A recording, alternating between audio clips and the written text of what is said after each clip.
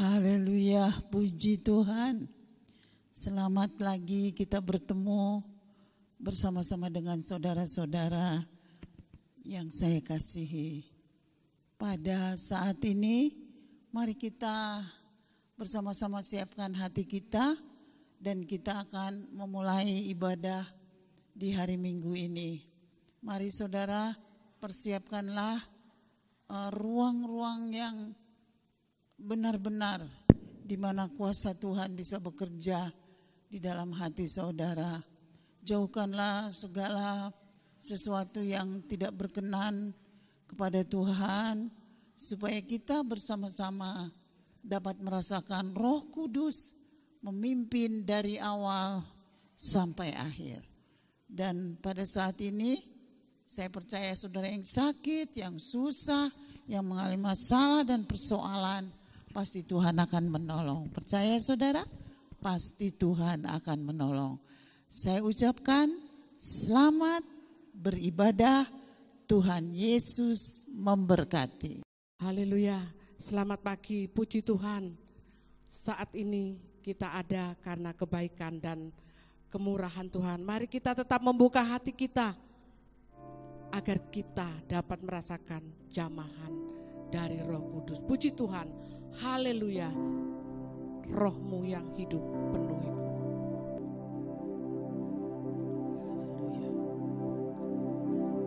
Haleluya.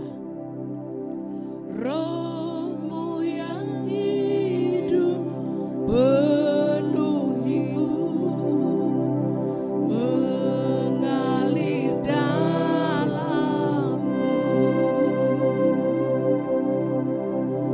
Jiwaku tenang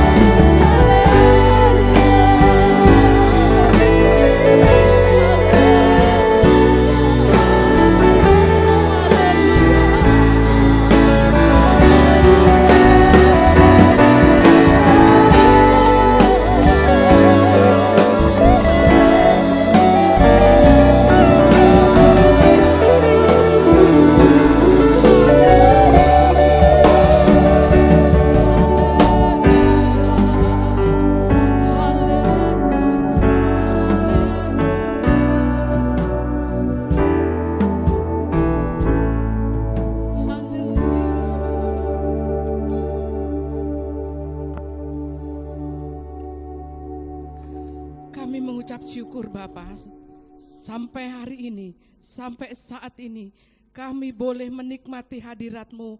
Engkau memberi waktu untuk kami mencari Engkau, mendengar firman-Mu, bersorak bagi Engkau.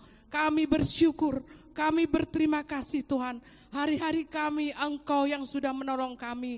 Oleh sebab itu apa yang ada pagi ini Tuhan, semua untuk kemuliaan bagi nama-Mu. Memberkati kami semua, dimanapun kami berada Engkau jangkau. Roh Kudus yang hidup, Engkau akan tetap memulihkan kami.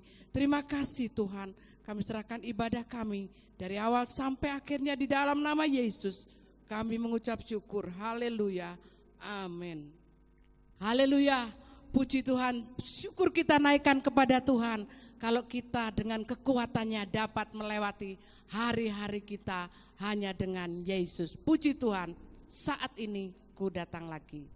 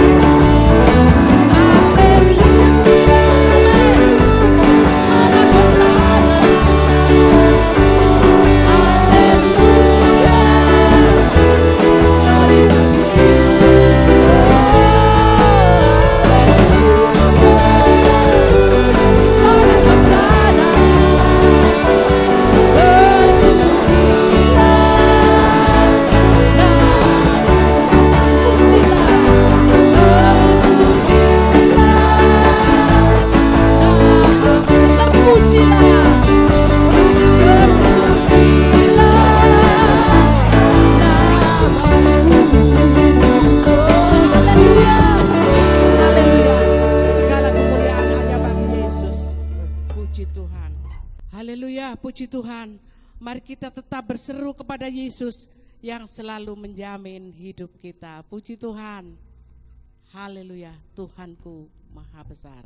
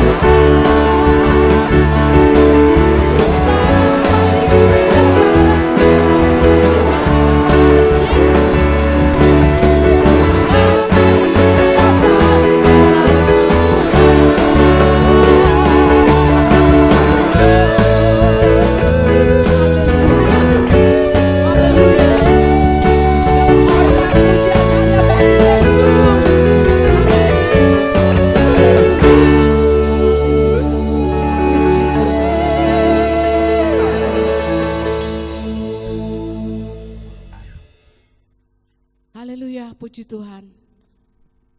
Dalam segala hal mari kita tetap pandang Yesus agar kebenaran dan kerajaan menjadi bagian dalam hidup kita. Puji Tuhan, Kaulah segalanya. Haleluya. Segala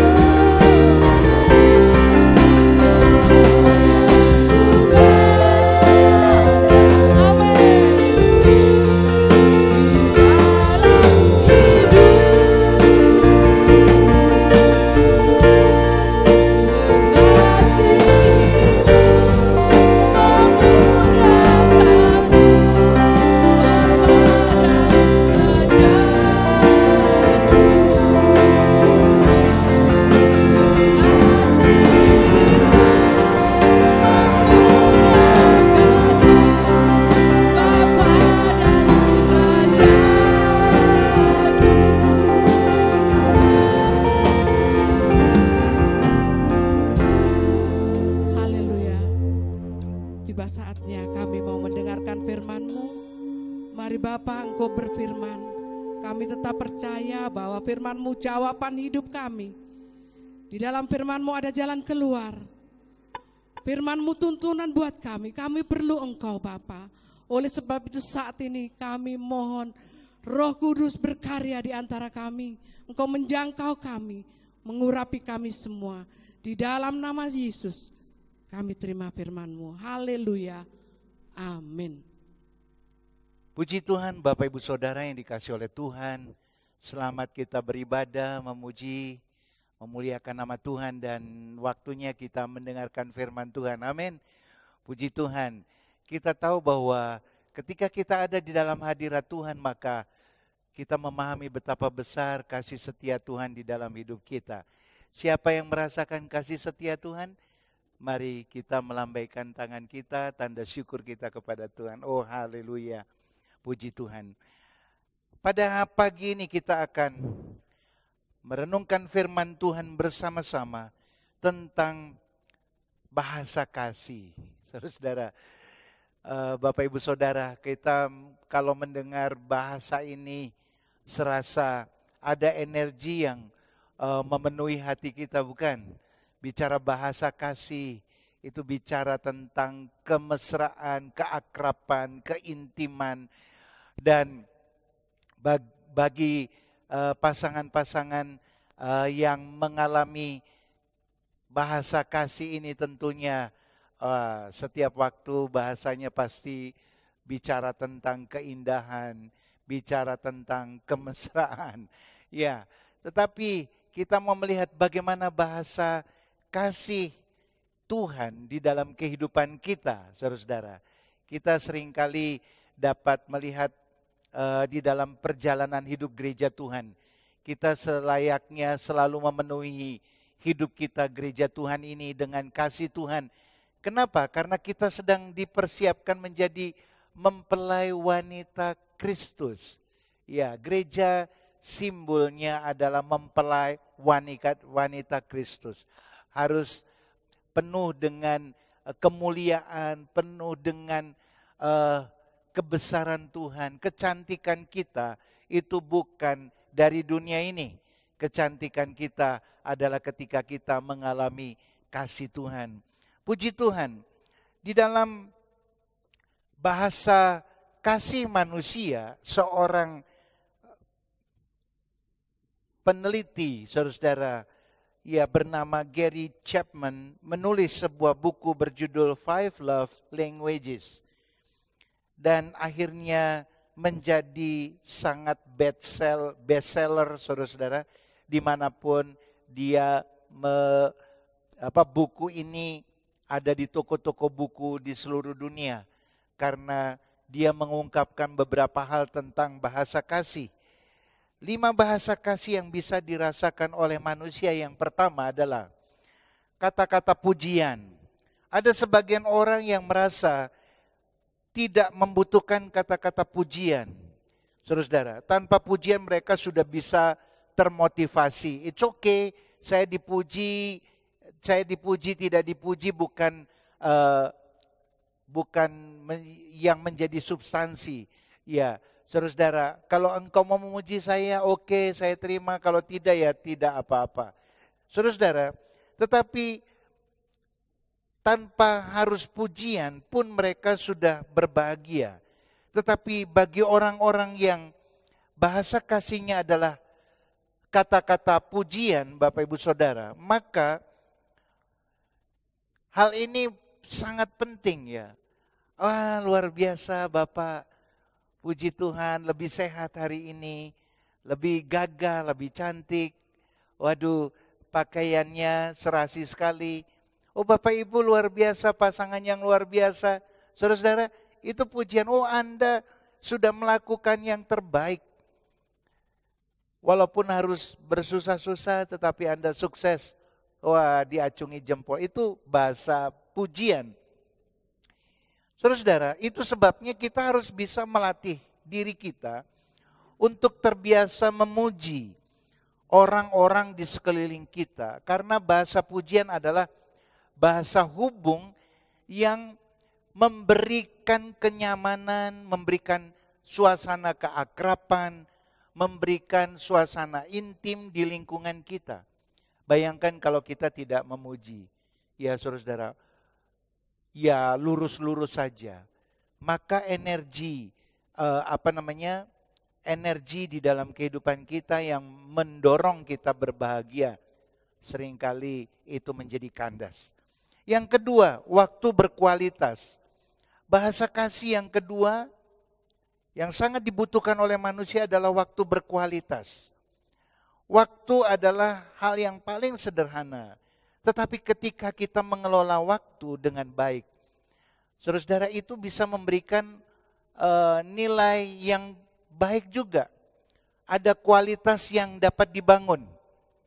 Orang berkata bahwa walaupun bertemu tidak lama, hanya 5 menit saja, tetapi kalau berkualitas, maka pertemuan itu akan menghasilkan sesuatu yang lebih. Baik itu dalam hal kegembiraan, baik itu dalam hal perjanjian atau apapun saudara, ya, tea time atau waktu minum teh bareng, walaupun tidak lama waktunya. Tapi kalau itu dapat dimanfaatkan, maka komunikasi di dalam 5 menit dengan teh itu dapat menghasilkan sesuatu yang lebih besar dari 5 menit tersebut. Saudara-saudara, waktu adalah hal yang paling sederhana dan paling bernilai yang bisa kita berikan kepada orang di sekeliling kita. Oleh sebab itu, mari kita menginvestasikan waktu kita kepada orang-orang di sekeliling kita, tapi berkualitas. Bukan kalau bertemu saudara-saudara gegeran, apa gegeran? Lebih mengutamakan perselisihan. Bukan mengutamakan bagaimana betapa berharganya bertemu satu dengan yang lain. Ya saudara-saudara, kalau kita di masa pandemi dibatasi saja seperti itu. Coba Anda dapat bayangkan, di rumah sakit orang yang kena COVID itu cukup tinggi, tetapi orang yang terganggu jiwanya karena pembatasan dari perjumpaan satu dengan yang lain, saudara-saudara, itu dibatasi, maka yang terjadi banyak orang-orang yang larinya ke dokter jiwa atau ke psikiater atau psikolog, saudara-saudara. Karena apa? Betapa pentingnya waktu berkualitas itu. Yang ketiga, hadiah. Ada orang-orang tertentu yang sangat membutuhkan hadiah atau reward. Karena saat mereka mendapatkannya,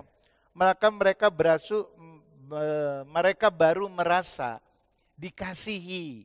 Ya, seorang suami atau seorang istri yang pulang dari mana-mana bawa oleh-oleh. Saudara-saudara, pulang ke rumah, orang di rumah berkata, "Mana apa oleh-olehnya?" Atau seorang anak kecil kepada orang tuanya. Maka ketika oleh-oleh itu diberikan sebagai reward atau sebagai buah tangan, itu akan menggembirakan saudara-saudara.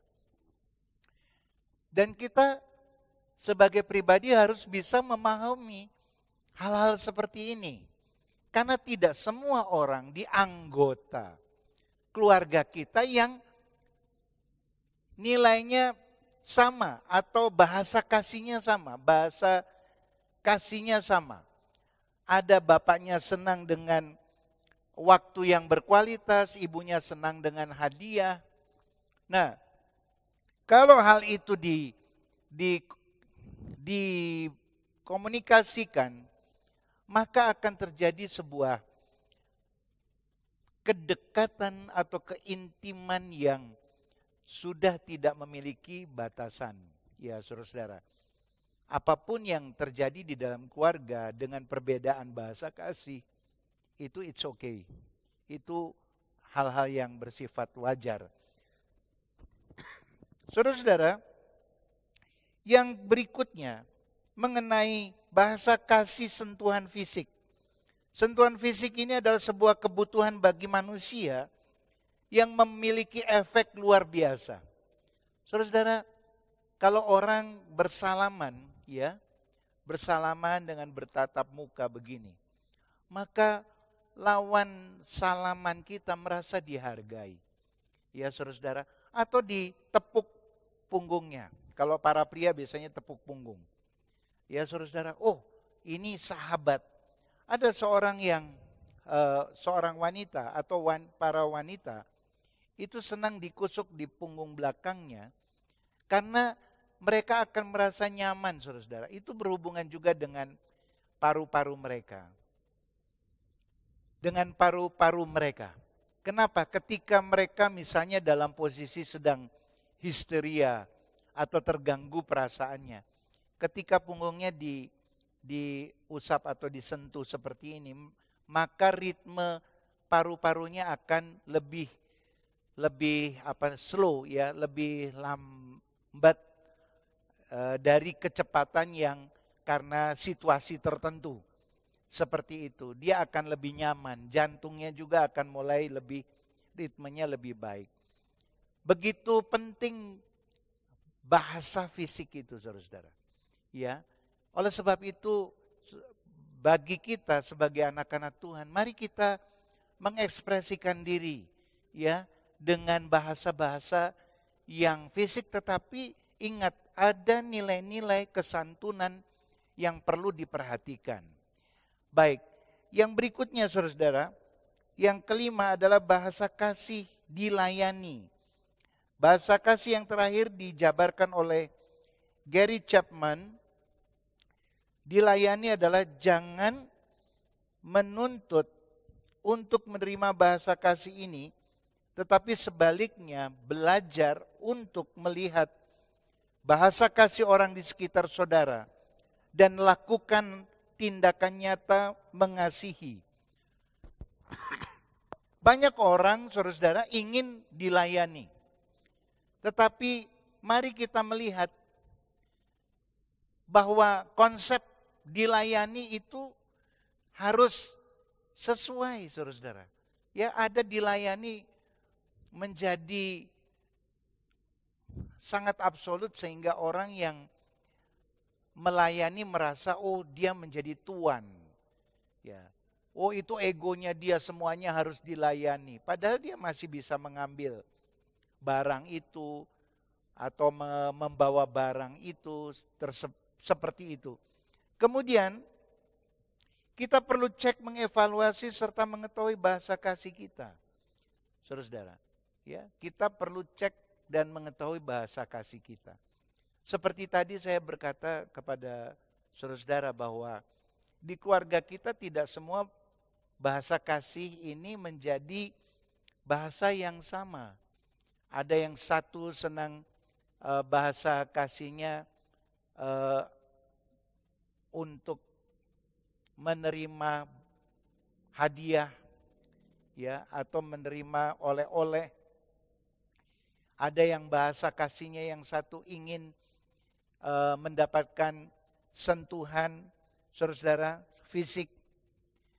Ada yang keutamaannya senang dengan waktu walaupun super sibuk, tetapi ada yang minta waktu 5-10 menit tetapi dengan kualitas yang baik. Seperti itu. Nah, kalau kita memahami bahasa-bahasa kasih ini, maka kita dapat melihat hubungan harmonis di dalam keluarga. Saudara-saudara. Kemudian teliti bahasa kasih orang-orang di sekeliling Anda sehingga taburan kasih Anda tepat sasaran. Salah satu contoh. Misalnya saya senang bahasa kasih sentuhan fisik. Ya. Keintiman. Kemudian pasangan saya, saudara-saudara, senang dengan oleh-oleh. Nah, ketika saya pulang dari kantor misalnya, dari tempat lain, masuk rumah, saya ingin pasangan saya, istri saya memeluk saya. Karena keutamaan saya adalah bahasa kasih fisik atau keintiman. Tetapi istri saya senang dengan bahasa kasih oleh-oleh. Pasti dia akan bertanya, mana oleh-olehnya Pak? Seperti itu. Di dalam hati saya, oh peluk saya dulu dong. Nah kalau ini tidak difahami dan kita tidak pernah mencari bahasa kasih tersebut dari masing-masing anggota keluarga kita, maka akan terjadi gap dalam mengekspresikan diri, memberikan ekspresi kasih kita. Apa yang kita beri, bahasa kasih yang kita beri belum tentu itu merupakan bahasa kasih yang diharapkan seperti itu. Saudara-saudara, lalu apa kaitannya 5 bahasa kasih ini dengan firman Tuhan yang sedang kita bahas sepanjang waktu ini, saudara-saudara, yaitu tentang bagaimana bahasa kasih Tuhan dalam kehidupan kita, ya saudara-saudara. Untuk menemukan bahasa kasih Tuhan dalam konteks bahasa kasih sentuhan fisik. Dari 5 bahasa kasih yang ada, saudara-saudara, bahasa kasih sentuhan fisik ini mungkin bisa dikatakan paling tidak berlaku bagi Tuhan. Bahasa sentuhan kasih fisik ini bagi Tuhan tidak berlaku. Kenapa? Di dalam 2 Korintus 3 ayat 17 berbunyi, sebab Tuhan adalah roh dan di mana ada roh Allah, di situ ada kemerdekaan. Jadi bahasa kasih Tuhan itu bukan bahasa sentuhan fisik, tetapi sentuhan roh. Sentuhan roh. Karena Tuhan adalah roh adanya. Bagaimana kita bisa menyentuh atau tinggal di dalam sentuhan kasih Tuhan itu? Ya ketika kita dalam pujian dan penyembahan. Di dalam doa. Di dalam kerinduan yang terus menerus akan kehadiran Tuhan. Tinggal di dalam hadirat Tuhan. Kita tinggal di dalam rema-rema firman Tuhan. Saudara-saudara, itu yang pertama. Yang kedua, bahasa kasih hadiah. Apakah Tuhan senang dengan pemberian? Apakah sebuah pemberian merupakan bahasa kasih Tuhan? Mari kita melihat di dalam Kejadian 4 ayat 3 sampai 5.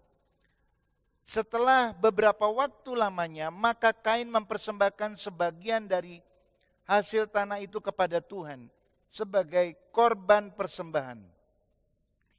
Habil juga mempersembahkan korban persembahan dari anak sulung kambing dombanya, yakni lemak-lemaknya. Maka Tuhan mengindahkan Habil dan korban persembahannya itu. Tetapi Kain dan korban persembahannya tidak diindahkannya. Lalu hati Kain menjadi sangat panas dan mukanya muram.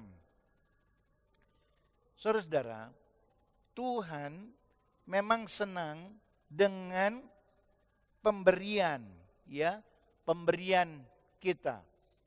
Tetapi Tuhan lebih senang pemberian yang bersifat kualitas. Seperti yang dipersembahkan oleh Habil. Kain memberikan persembahan buah-buahan. Kenapa Tuhan tidak menerima? Karena sebenarnya persembahan yang terbaik adalah pada masa Kain dan Habil adalah darah dari hewan, saudara-saudara. Korban hewan, bukan buah-buahan. Jadi ketika Habil memberikan korban persembahan hewan, maka Tuhan disukakan. Jadi ingat, kita harus mengerti apa yang disukai oleh Tuhan. Tuhan menyukai korban-korban persembahan yang berkualitas, bukan kuantitas. Tuhan tidak pernah melihat banyak, tetapi Tuhan tahu apa pemberian saudara-saudara itu berdasarkan kerelaan, berdasarkan syukur kepada Tuhan. Saudara-saudara, kalau tidak, maka sebesar apapun pemberian saudara-saudara kepada Tuhan, kalau itu tidak berkualitas, maka Tuhan tidak akan pernah memberikan, Tuhan tidak akan pernah disenangkan di dalam hatinya. Oleh sebab itu, mari kita memberikan persembahan yang terbaik kepada Tuhan. Yang memiliki kualitas. Ketika kita rindu Tuhan, maka kita akan memberikan yang terbaik kepada Tuhan. Puji Tuhan. Yang ketiga,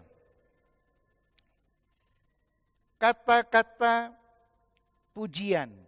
Apakah pujian adalah satu bahasa kasihnya Tuhan? Ya. Mari kita melihat di dalam Mazmur 22 ayat yang keempat. Padahal engkaulah yang kudus yang bersemayam di atas puji-pujian orang Israel. Itu sebabnya saudara, Tuhan sangat cinta Daud karena Daud adalah seorang pemuji dan penyembah. Bahkan Tuhan semakin jatuh cinta kepada Daud saat Daud membangun pondok Daud, di mana pujian dan penyembahan dinaikkan selama 24 jam. Pujian dan penyembahan. Tuhan senang hadir di puji-pujian umatnya. Tuhan senang hadir di penyembahan-penyembahan umatnya. 2-3 orang berkumpul bersekutu dengan Tuhan. Saudara, memuliakan Tuhan, maka Tuhan hadir untuk melawat umatnya. Ini merupakan satu kunci, saudara. Kalau kita memahami kunci kasih Tuhan kepada kita dan kita bisa memberikan itu. Dan ketika kita bisa memberikan itu, saudara, maka lihatlah Tuhan hadir di tengah-tengah pujian dan penyembahan kita. Pujian dan penyembahan bukan saja dalam konsep ibadah raya, di kelompok-kelompok sel, di persekutuan-persekutuan tengah minggu, saudara, ibadah kelompok. Bukan, saudara, tidak hanya itu, tetapi di setiap waktu kita seorang diri pun. Ketika kita menjadi penyembah-penyembah dengan roh dan kebenaran, ada rasa rindu kepada Tuhan, maka Tuhan hadir. Saudara, kalau Tuhan hadir, segala sesuatunya akan berubah. Amin. Ya saudara, seperti 2 orang yang dari Yerusalem pergi ke Emmaus, mereka bicara tentang, oh Tuhan sudah tidak lagi ada di tengah-tengah kita karena dia sudah menjadi korban disalib dan seterusnya. Tapi mereka, ketika mereka bicara tentang kesedihan itu, mereka lupa bahwa Tuhan berjanji hari yang ketiga dia akan bangkit. Dan waktu mereka berjalan seperti itu, saudara, Tuhan hadir di tengah-tengah mereka. Dan kehadiran Tuhan merubah kesedihan menjadi sukacita. Puji Tuhan. Itulah sebabnya Yosafat menerima kemenangan ajaib dalam peperangan. Di dalam 2 Tawarikh 20 ayat 22 berbunyi demikian, ketika mereka mulai bersorak-sorak dan menyanyikan nyanyian pujian, dibuat Tuhanlah penghadangan terhadap Bani Amon dan Moab, dan orang yang dari pegunungan Seir yang hendak menyerang Yehuda, sehingga mereka terpukul kalah. Di tengah puji-pujian, di tengah nyanyian pujian, Tuhan membuat penghadangan terhadap musuh dari Bani Israel. Sekarang musuh Anda itu siapa? Beban Anda itu seberat apa? Saudara, kalau kita ada di dalam pujian ini, kunci bahasa kasih Tuhan, Tuhan senang ada di tengah-tengah pujian umatnya. Mari kita menggunakan kunci ini untuk terus memuji dan memuliakan Tuhan. Karena dengan demikian kita menjadi orang-orang yang berkemenangan di dalamnya. Karena Tuhan hadir menyelesaikan apa yang sebenarnya harus diselesaikan dan kita tidak bisa menyelesaikannya. Ataupun kita sedang bergembira, kita memuji dan memuliakan Tuhan, maka hadiratnya melingkupi kita, kita ada di dalam keintiman yang luar biasa dengan Tuhan. Dimanapun Anda berada, saudara, mari kita memberikan pujian dan penyembahan kita kepada Tuhan. Karena itu bahasa kasih yang Tuhan rindukan. Itu sebabnya milikilah gaya hidup seorang pemuji dan penyembah. Ya saudara, bukan karena waktu ada mut-mutan, tidak. Mau senang, mau susah.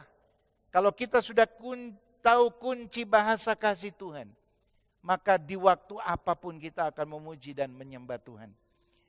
Yang keempat, melayani. Puji Tuhan, saudara-saudara. Di dalam Yohanes 12 ayat 26. Barang siapa melayani aku, ia harus mengikut aku dimanapun aku berada. Di situ pun pelayanku akan berada. Barang siapa melayani aku, ia akan dihormati Bapa. Saudara-saudara, Yesus datang untuk melayani. Saudara-saudara bukan disebut hanya sebagai jemaat, tapi saudara-saudara juga disebut murid-murid. Murid-murid itu mengikuti teladan guru. Murid-murid itu mengikuti apa yang guru, visi misi gurunya. Saudara-saudara, gaya hidup gurunya. Dan guru kita, dan itu dia juga menjadi Tuhan kita adalah, saudara-saudara, dia mau melayani. Oleh sebab itu, saudara-saudara, mari kita melayani Tuhan dengan hati yang berkobar-kobar. Cinta mula-mula itu harus tetap ada dalam diri kita. Ekspresi kita melayani Tuhan adalah kita melayani sesama. Ekspresi kita melayani sesama adalah ketika kita juga ada di bidang-bidang di dalam kepengurusan gereja. Kita tidak akan pernah berhenti melayani Tuhan dan menurunkan standar pelayanan kita. Karena kita tahu bahasa kasih Tuhan adalah melayani, saudara-saudara. Di dalam Matius 7 ayat 22-23. Pada hari terakhir banyak orang akan berseru kepadaku, Tuhan, Tuhan. Bukankah kamu bernubuat demi namamu dan mengusir setan demi namamu dan mengadakan banyak mujizat demi namamu juga? Pada waktu itu aku akan berterus terang kepada mereka dan berkata, aku tidak pernah mengenal kamu, enyalah daripadaku, kamu sekalian pembuat kejahatan. Bapak Ibu Saudara, pastikan ada kedekatan hati antara Anda dan Tuhan. Kalau ada kedekatan hati antara Bapak Ibu Saudara semua dengan Tuhan, maka itu akan terbukti dari kualitas pelayanan kita. Tuhan sudah melayani kita dengan korban, yaitu pribadinya sendiri menjadi korban, supaya kita yang mati menjadi hidup, kita yang berdosa diselamatkan, kita yang sakit disembuhkan, kita yang susah dipulihkan, dan bahkan kita, saudara-saudara, diharapkan dapat mengikuti teladan Kristus, yaitu melayani tanpa syarat. Melayani dengan sungguh-sungguh. Dapatkah kita meresponi bahasa kasih Tuhan itu? Puji Tuhan. Dan yang terakhir, waktu yang berkualitas. Waktu yang berkualitas adalah bahasa kasih yang sangat disukai oleh Tuhan. Salah satu kata yang paling Tuhan tidak suka adalah tidak ada waktu untuk Tuhan. Ada satu contoh, saudara-saudara. Di dalam Lukas 14 ayat 17 sampai 21. Menjelang perjamuan itu dimulai, ia menyuruh hambanya mengatakan kepada para undangan, marilah, sebab segala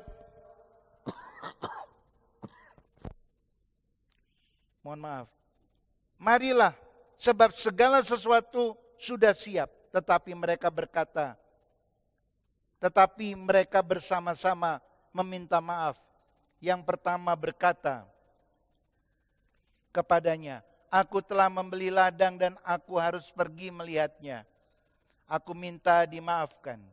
Yang lain berkata, aku telah membeli 5 pasang lembu kebiri dan aku harus pergi mencobanya, aku minta dimaafkan. Yang lain lagi berkata, aku baru kawin dan karena itu aku tidak dapat datang. Maka kembalilah hamba itu dan menyampaikan semuanya itu kepada tuannya. Lalu murkalah tuan rumah itu dan berkata kepada hambanya, pergilah dengan segera ke segala jalan dan lorong kota dan bawalah kemari orang-orang miskin dan orang-orang cacat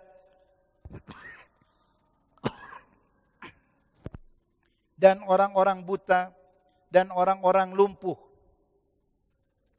Saudara-saudara lihat berapa banyak dari kita sudah mengabaikan waktu berkualitas dengan Tuhan. Kita lebih mementingkan apa yang menjadi keutamaan dalam diri kita. Saudara-saudara, padahal Tuhan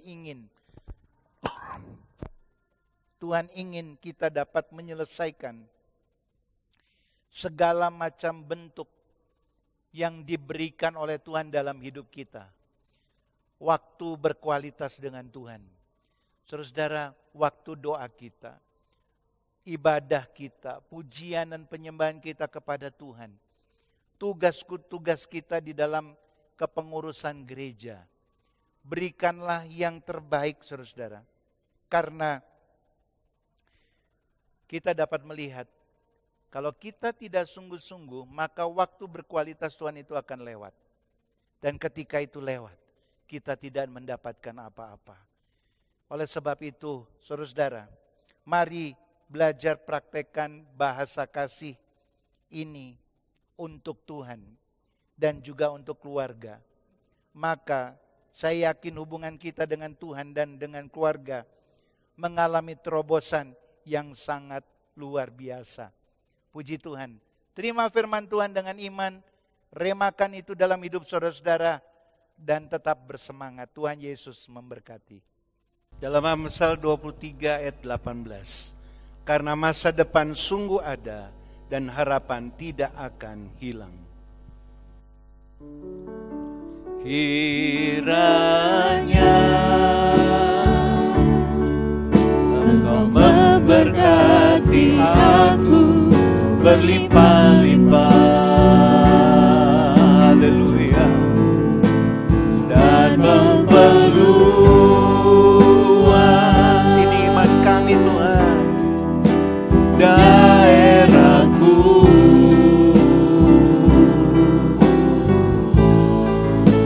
dan kiranya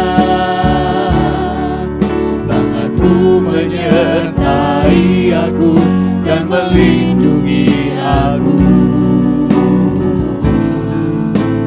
daripada malapetaka, sehingga kesakitan tidak menimpa aku. Terpujilah Tuhan, haleluya. Kiranya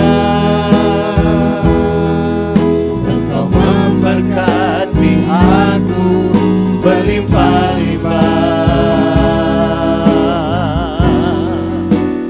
dan memperluas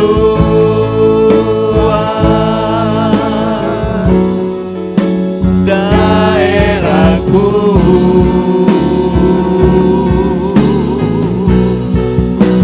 dan kiranya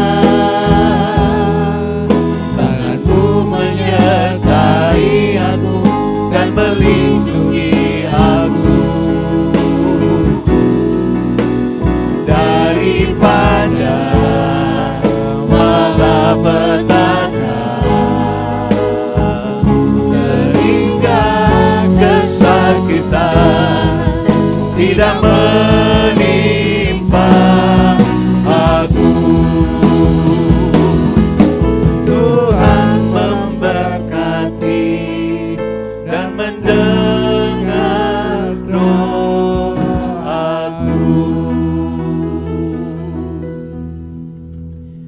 Mari kita menengadahkan tangan kita dan menerima berkat Tuhan. Tuhan memberkati engkau dan melindungi engkau, menyinari engkau dengan wajah-Nya dan memberi engkau kasih karunia. Tuhan menghadapkan wajah-Nya kepada engkau dan memberi engkau damai sejahtera. Diberkatilah engkau di kota dan diberkatilah engkau di desa. Diberkatilah buah kandunganmu, hasil bumimu dan hasil ternakmu, yakni anak lembu sapimu dan kandungan kambing dombamu. Diberkatilah bakulmu dan tempat adonanmu. Diberkatilah kesehatanmu dan panjang umurmu. Diberkatilah engkau pada waktu masuk rumahmu dan pada waktu keluar rumahmu. Berkat dari Allah Bapa, kasih sayang Yesus Kristus, dan persekutuan Roh Kudus yang memberi damai sejahtera, nasihat rohani, karunia Ilahi, mujizat surgawi terlimpahkan atas kita semua sampai Tuhan Yesus Kristus datang kembali. Maranatha. Bapa